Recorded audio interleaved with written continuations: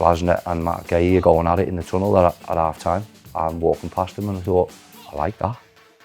Yeah, I think everyone probably looking for another upset, but as you know, it's a massive task.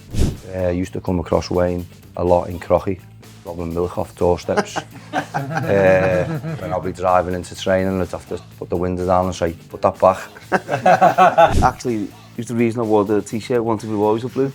When he left us for Arsenal, and then obviously I'd done the same thing a few years. It is FA Cup 4th round this weekend, and the 3rd round certainly didn't disappoint, did it? So we thought we'd do a special involving, of course, Macclesfield. So we're joined here in person, myself, Wayne and Kay, and we've got Wayne's brother, aka the Macclesfield manager, John Rooney, joining us once again. And we've also got his assistant, Franny Jeffers, with us. Guys, thank you so much for coming in, because I know it's a really busy time of year. But firstly, how's it all been since the last game, John? Has it still been kind of back down to earth, or still a lot of euphoria? No, it has been a little bit back down to earth. You know, we're back, as you know, we've got plenty of league games and basically being full on with games really. We've been playing Saturday, Tuesday, and to be fair, when you have a result like that, it's always hard to keep on top of the lads to be right for them league games, but they have been incredible since, to be fair to them, and we've picked some really good results up in the meantime as well. Franny, for you, what's it been like? We heard from John a lot in the aftermath, but I imagine it was just as enjoyable. Didn't we, as well? I was sick of seeing his kipper on the telly. That's why we asked you to come in. In the end, so. I had to turn the telly off a few times. Now listen, it's been back to our bread and butter. I know it's the old cliche, isn't it, in football? It's like, but you do, you know, you have to get back to reality pretty quick.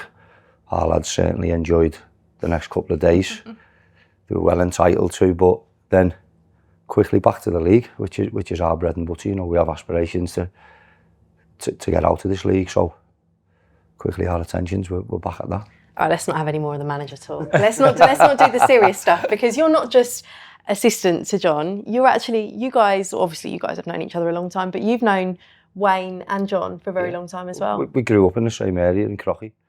Everyone knows everyone, so I'm a bit older than the lads, obviously, but you know, we were all aspiring young footballers at one time, and I used to hear Wayne's name a lot when I was coming through at Everton, and yeah, obviously I went back there on loan when he broke through and he was a superstar, and spent a lot of time with him. Yeah, well, Franny was who I looked up to really, obviously being from Croxteth. He got into Everton's first team, so watching him, he's someone who I wanted to emulate and go and try and do the same thing. And actually, it was the reason I wore the t-shirt, wanted to be always a blue.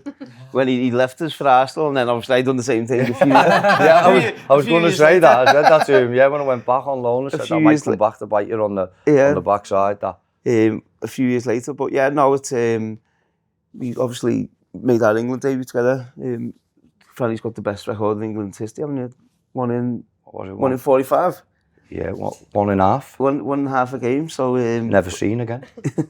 But no, it was great, obviously, for the two of us to make our two lads from Croxteth, from the same school, LSL, to make our England debut together was a special moment for the area where we're from. Any good school childhood memories? Well, to be fair, I'm a bit older than the man, so I think I'd have probably missed them going from infant school over the other side, in which was St Swithin's, cross over into the junior side, and then I went to LSL, and I think before Wayne and John would have got to LSL, I went to a place called Little Show, which was the national school.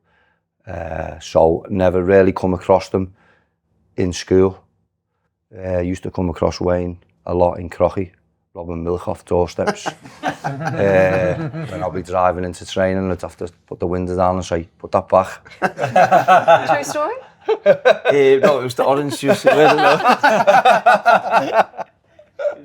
Yeah, I never really come across them in school, obviously, because I'd had my last 2 school years down in Shropshire, but obviously, you know, the names, you know, Wayne's name started flying around at a really young age, as I said before, and yeah, I used to, you know, don't know whether I can say this, but you can. I used to bevy in the booze of the Wessie, and John and Wayne had come in with Graham, with the Al fella, after Everton games, and if I'd had a good game, I might have got an high five off his Al fella. If I'd had a bad one, he was shit today, you.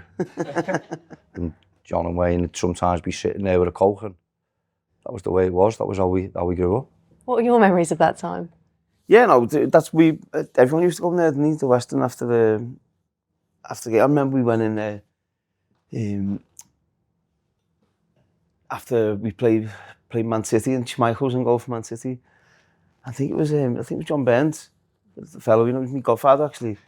I went in, he had me, I swapped shirts with Schmeichel, and he had the top on, one fella kicking a pretend ball, taking a penalty kick, and he's diving all over the place in his Schmeichel shirt. But it was a mad place there. It was a posh place, obviously. Everyone used to go there after the games and have a good time, especially if you win. What about your memories of that time, John? You were the youngest, Yeah, weren't I you? was. We are still the youngest. I was young at that time, but no, I used to always be in there as well myself. As we used to go in there as a family. It was my uncles, my cousins, Wayne, Graham, and my dad and my mum and that. But for me, I was a bit too young then to remember these having a good time in there. But when I got a little bit older, like Sir John Burns and my uncle Richie and that, they still drink in there now. But we've had some good times in there over the years. Okay, so you've known each other a very long time. How did this working relationship come about? Yeah, I've known Franny since I was very young and always had a good relationship with him. And when I signed for Oldham, Fran was my coach there as well. And something we spoke about over the last 2 years or so, if I did get a chance to become manager at Macclesfield, would Fran come along and, help me? As a young manager, you want someone with that little bit of experience, a little bit older than you, who's been around coaching for the past 10 years now. And for me, I didn't want to go and get someone who I didn't really know, and someone my age who will just agree with everything I say. And, as I say, I've said it loads, Fran's probably been my best signing to bring into the club, and, it's someone for me to lean on. And there's not many people said that. No, it's someone who I can lean on and get advice off, and also doesn't agree with everything I say, on team selections, on certain stuff. He doesn't agree with everything I say, so it challenges me in that way as well. And I think we have got a good relationship in that sense. We bounce stuff off each other, and I think in the first couple of months it's been working really well. That's so important, though, to have someone when you're making decisions, because as a manager you make a decision what you think is right, and you're doing things what you think is right, but you're not always right. So you need people around you who are going to say, listen, I think we should maybe do it a little bit this way, or pick this player instead of this player. So it's so important that you get them coaches around you, right? And ultimately, the decisions, it's his head on the chopping block. It's not. No, it is. It's not mine. So I can sort of take all the emotion out of it. Sometimes it can be really difficult. You can have lost a couple of games and you're thinking, right, what shall I do here? And with me, obviously, I'm not at the forefront. I'm in the background helping him. And it's not my head on the chopping block. Ultimately, if we lose 5-6 games and the pressure comes, it comes on him. It doesn't come on me. So I can take all the emotion out of when I'm advising him or speaking to him. And I think we're really fortunate, both of us, because we travel in together. So we've got plenty of time to really chew the fat, if that's the right word. And listen, I'll never just agree with him for the sake of it. I've never been that type of person. The lads will tell you, but I've always been opinionated. I'll give you my opinion. Take it or leave it. It's up to him. But we have a really, really good working relationship. We disagree more than we agree, which I think is really, really healthy in football management, coaching. And right now, obviously when he got in touch with me to say he was going to take the job, would I be interested? I'd worked with him. He was a player at Oldham and I was coaching. He was an effing nightmare, by the way. let me tell you. In what way? In terms of coaching, challenge you with every decision. The ball was out by that much, it was in by that much. He's had 2 touches, no, he's had 3. It was a disaster. I used to pull him a lot after training and say, will you shut your mouth, mate? And just get on with things. But I loved him. I do. I love him. I love the family. It's that type of relationship, and I think we're both very fortunate that I'm working for a friend, and he's got a friend working with him. But it's not just a friendship; it's a friendship that challenges each other. And right now we're doing something right, aren't we? What's the most challenging thing about being an assistant manager? would you say? That you're not the manager. Yeah, it is, because you've got all these ideas in your head, and most assistants would probably be aspiring managers. So you have a lot of ideas in your head, and ultimately we all see the game slightly different. Yeah. John, Wayne, whoever, any coach, any manager you all see the game slightly different. So the most frustrating thing is that you're not the manager, and ultimately you don't have the final say, but you're not the manager, so you get your head around that pretty quickly. Okay, we don't want to keep you too long, John, because you are in your tracksuit, because you've got a league game, very much focusing on the league, as you said earlier, but we do have to look ahead to the game on Monday night. Firstly, Brentford at home, when that came out in the draw, how did you view it? No, I was actually at the draw the night it was done at Anfield, and it was, I was always saying, any Premier League team, listen, we would like to get Everton or Man United, being Everton fan, and obviously Wayne's relationship with Man United. Then we were looking at your Liverpools and that, but any Premier League team that we would have settled for before the draw, and at the time when I think it come out there, I think Brentford were 5th in the league.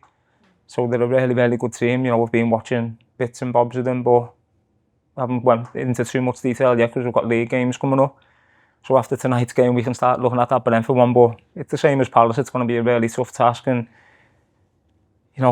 any little advantage we could take, we grab with both hands, but it's one of them games again where everyone probably expected to lose, and we're massive underdogs, but as you see in the last round, anything can happen on the day. Have you lost the surprise element a little bit now? You were like the surprise of last round, whereas now everyone's looking at that going, they know how to pull off a shock.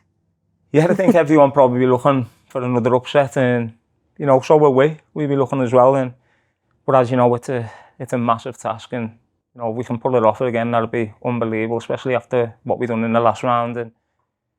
But as I say, it's going to be a huge task. But listen, we've done it in the last round, and at the end of the day, it's a 11v11 with one ball, and anything can happen on the day, and fingers crossed that we can pull it off. Are the lads looking forward to it? Like, what's the mood like? Do you know what? It's been probably a hard thing to keep the feet on the ground, but they have done, to be fair, and they've took every game. I'm big on taking each game as it comes, and that's what I've touched on with the players. Let's take it game by game, and after tonight we've got a couple of days in between, so we'll get a few sessions in where we can work and we can plan on Brentford. But the lads, they've took every game as it's come, to be fair to them. They haven't looked too far ahead, and we've picked some great results up in the meantime, and I think since that we've played 4 or 5 games, and I think we've won 4 of them. So we're in good place at the minute. We had a tough week this week, haven't we? We've had Ethan's funeral this week, so we've been to that. We went as a team, so that was a tough day for us. But we're looking forward to tonight's game now. From that, it'd be our first game since that, and that was a tough challenge for us as well. So it was one of them. It was a hard week, weren't it, from this week after we had a great result, probably one of our best results of the season on Tuesday night, and then to do that Thursday. But you're just looking forward to that next game. You can go and train, but you can't replicate going to see them out on the pitch. And I think for the players to have that first game, we seen it last time, is massive for them, and I'm sure they'd be up for it tonight. I think Brentford will come, obviously, they won't be underestimating, will they, after what happened after the Palace game, because as much as it's a great result for you, Palace will be embarrassed by the result, and then Brentford won't want to go there and think, we're going to get turned over. So I think, and that they show you more respect, I think, than what Palace did. 100% they will, won't they? I think you already look at it, the backroom staff at our place, the people in the office already telling us Brentford want to bring the team, squad of players to look at the pitch at 12 o'clock that day. So, they don't want to get there and be surprised like Palace. So, like you said, that giant killing now has sort of made Brentford wake up and go, listen, we're not going there and we're not going to allow that to happen. But listen, we have to just allow our lads to enjoy it. It's an unbelievable occasion to be, we said that to them in the last round, and we lads, look, I actually said to them, thank you very much for where you've took us here, by the way, because I've had some great days in football. as a player. But that's probably one of the best days I've ever had, and that was all down to the lads, and thank them. And I'll be saying the same to them after John gives his team talk. I'll be saying to the lads, thanks. Make sure you go out and enjoy the occasion, and what'll be will be. No one's expecting us to win, but there might be a little element of surprise because we've done it before. I think our lads might quietly fancy having a right go at Brentford. Yeah, I think they will definitely, but as we said, that was the last message before they went out, weren't it? It was about go and enjoy it, to go on from National League North team to go and play against the current holders in the Premier League side. It was, no one expected us to win. So us as staff, we wanted the players just to go and enjoy that occasion in front of the cameras, in front of that crowd. None of them had ever played that calibre of game before, and our key message to them was go and enjoy it. We give them little bits and how we're going to set up, but the main thing for us was go and enjoy yourselves. Go and, the cameras are here. Go and take part in the game was a big message from us. Me and John could have bogged them down with tactics about when the ball goes here, we need to be in this shape. When we do that, we need to do that. And all of a sudden, if Palace had played at their best, they'd have beat us anyway. And then our lads come off the pitch and think, I never really took part in the game there. And sometimes you can over-analyse and give people too much tactics, especially at our level. In a game like this, coming up, and a game like Palace, give them a little bit, show them a few clips about where they'll look to hurt you. But actually, lads, go and take part in the game and enjoy yourselves, because we all know if Crystal Palace play to their best and we play to our best, they're going to beat us. It'll be the same against Brentford, but we don't want to bombard them with tactics and then they forget to enjoy themselves and also take part in the game. You just want them to compete, don't you? You just want them to enjoy themselves, Wayne. It's like, what's the point? Look, in bombarding them with all kinds of information. I think now football, anyway, I've said it, at every level is over-analysed. There's too much tactics. And at our level, we have to remember, some of our lads come training and then go to work as well. And we don't want them sitting in the jobs, Big Sam Heathcote, for instance, teaching kids, thinking, when the ball goes wide, I've got to get tight to John Mateta. I guess what 20 kids do you want the maths lesson off you, mate? Get your head on that. And he's thinking, well, Franny said when the ball goes wide, I've got to smash John Mateta. It's like, no. You just got to allow them to be themselves, that they've took us on this journey, and allow them to enjoy it. I think that as well, Fran. We only had them one day that week for a training session, and that had to be a light session because we had a tough game on a Tuesday. So we couldn't even get a lot of work into them anyway. Could be a bar stuff. So everything more or less in the changing room and giving them bits in there. And the more you give them in the changing room, the heads will fall off because you're actually not working on the grass doing it. So I think people learn different ways. People watch stuff and learn better that way. People learn better on the grass. So if you're just giving too much information in the changing room, it'll just blow the mind. Some of them won't it. It was unless you're showing them on the grass exactly what you want, then it'll send them. We're speaking on Monday now then. I know you've got the game tonight. How does the rest of the week look, and how are you going to prepare them and ensure that you don't give them too much information? So we've got a game tomorrow night. So it'll be a normal game day. Hopefully we can go and get 3 points and put ourselves into that promotion mix on even further. Then Thursday we'll be in training, and then Saturday morning we'll be looking towards Brentford then, and in the meantime we're looking to that game now, and hopefully we can go and get the 3 points tonight. How can they do it, Wayne? As they've said, just enjoy it and make it competitive. I think a big factor in the Palace game was the kickoff, and the kickoff went, and what's the captain Dawson goes up and he goes up for the challenge. Cut his head. He's not wired up right anyway. That might have actually levelled him off to have a decent game. You know what I mean? His head could have been anywhere. But from there, you could see. I was sat just behind you, and you could see the Palace players were like, and then they look nervous. They look scared. You've got some really good players. You've got Wharton, who could be in the England squad for the. He was poor, and it looked like they didn't want to be there. So I think if you can create an atmosphere and energy on the pitch where Brentford are thinking, which I think would be more difficult with Brentford, with Keith Andrews as well. He knows them levels. He understands he it'd be more difficult, but just as the lads have said, just go and enjoy it, compete, make it competitive, and you never know. You look make football sound so simple, innit? Just go ahead and enjoy it. Do you know the big thing for me is, I don't know whether John remembers saying it to the lads, just break the game down into like 15-minute blocks. So, right, let's go out, let's get through the first 15 minutes. Yeah. Let's try and keep it to 0-0 for 15 minutes. And then you look up at the scoreboard, what was it? I think I said to him and he went mad on me, he goes mad at me because I'm big in, right, where are we in the game? How's it going? What minute are we in? Are we close to half time? You know, do we need to be a bit more secure? These are all the things that I can think of. Obviously, he's the manager, he's out in the technical area, he's trying to control everything. I can be a bit more reserved and analyse from a much, probably, he'll say I don't, calmer mindset. Calm? No.